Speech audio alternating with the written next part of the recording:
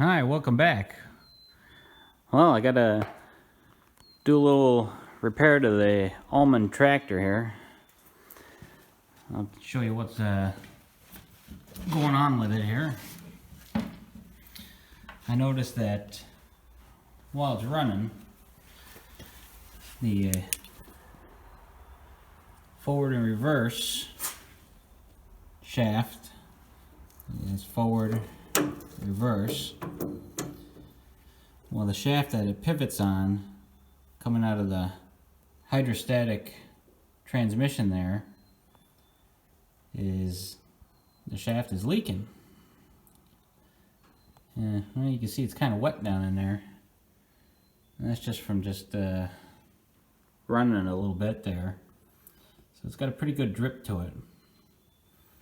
So I'll have to take this plate off here, held on with those two bolts, and all that plate holds is that roller there that's on this spring-loaded, almost like a detent to keep it in the neutral position. So I'll take that plate off, and then I think there's a bolt that kind of squeezes the backer plate there onto the shaft, and once I get that off, I should be able to get that seal out and put a new one in it. So let's get that off there. I'll have to get that spring off, and then we'll see how bad it is to get that seal out. I was able to unhook that spring and get those two nuts off that adjustment plate there. As you can see, there's a slot in that plate, and then back there, let's see, get that. You see that bolt right there with a locking nut on it that adjusts how far forward or backwards that is in that slot, and that's how you get your neutral adjustment for making sure that it doesn't move forward and backwards when you let off the hydrostatic pedals. So that comes right off there. Let me see if I can get that. There you go. And it just kind of rotates back and forth on that bearing there in that cutout on that arm there. And then there's the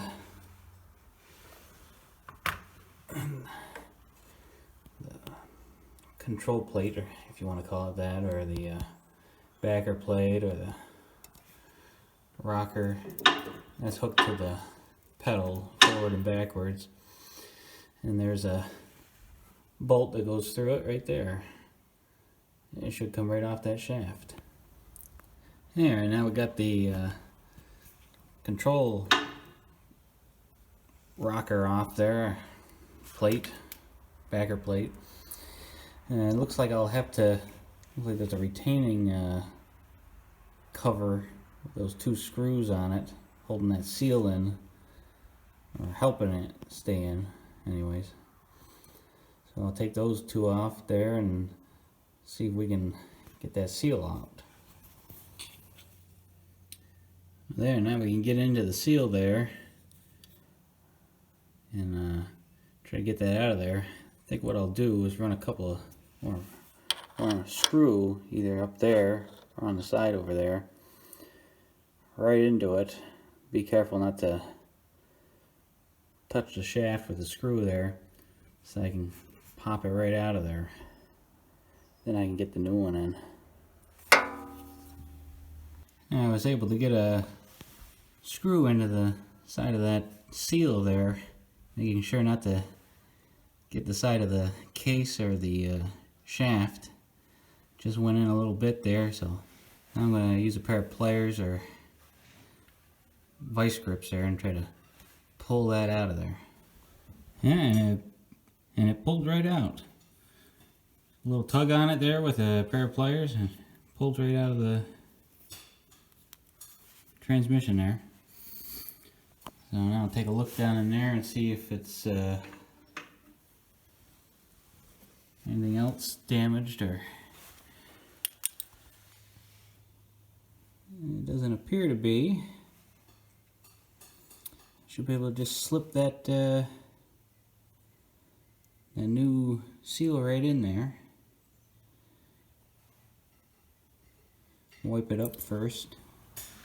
And here's the new seal. And if anybody wants to know what the size is on the new seal, it's 7/8 by 1.5 on the outside and 1/4 thick. I got it off eBay. I checked on the original part for that from Eaton.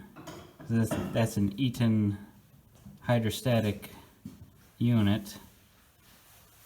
70145 is the model number of this transmission, and the seal for it was about 25 bucks if I could find it from a couple of dealers, but I was able to cross-reference it just by the what size they listed at one place, and I was able to go on eBay and get this one pretty cheap. So we'll stick this in and get it all back together then. Well, there, now I have it all back together. Took a little bit there to get it to go in there. I had to take a extension there and kind of tap around the outside of it because I couldn't get onto tapping in with a socket. But I got it all fully seated in there, and I put that retainer plate back on it there. It does stick up a little higher than the case. Of course, the original one was like that too. It kind of stuck out just a little bit. Didn't go in all the way flush. I think that retainer plate kind of keeps pressure against it all the time. That's why. So I got it all back together and got the spring all on there and everything. So we'll start it up and we'll see if there's any drips coming out of that underneath there. I'll wipe it all dry before I start it up.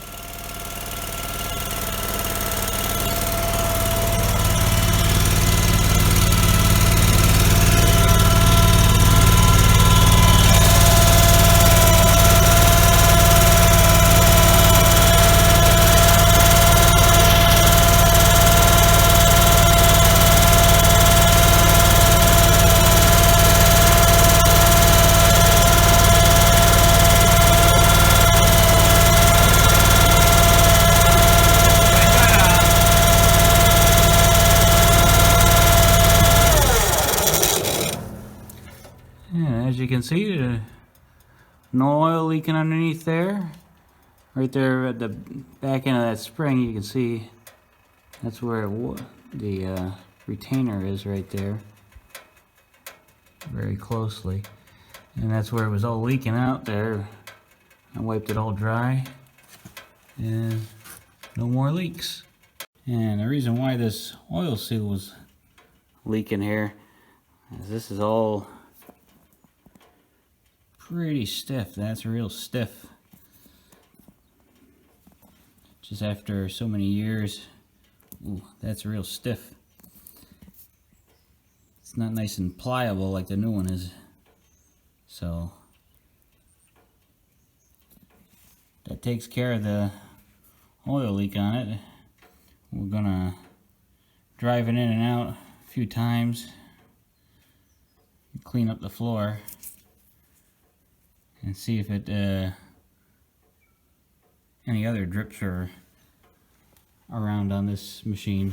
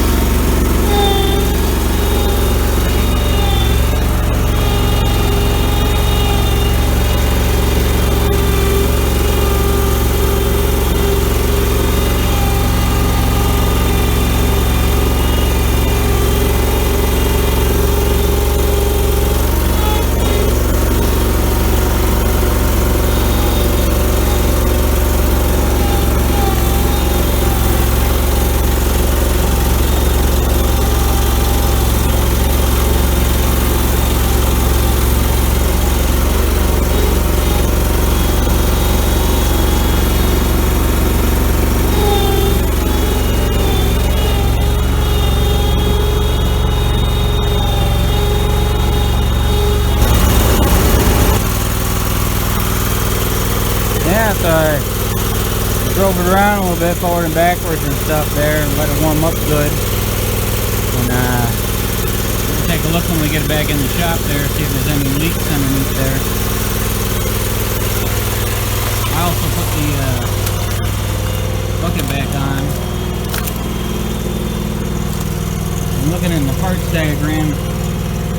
There's no bushing inside of that, so I guess I'll just have to build it up. And just make it a little bit more tighter, the pin. And the bushings in the boom here, not too bad. Did fix that short hose there for the turn cylinder, right-hand turn cylinder there. We had another short hose laying around there, we put that on. And then up here, we put a short hose from here up to the cylinder for the bucket to stop that leak. I don't know if we'll run a whole new line all the way back to the controls or just leave it like that. The short coupling in here. You can kind of see it right there. We'll put a crimp fitting on the end of the line there. Had to pull it out, put it in the crimper.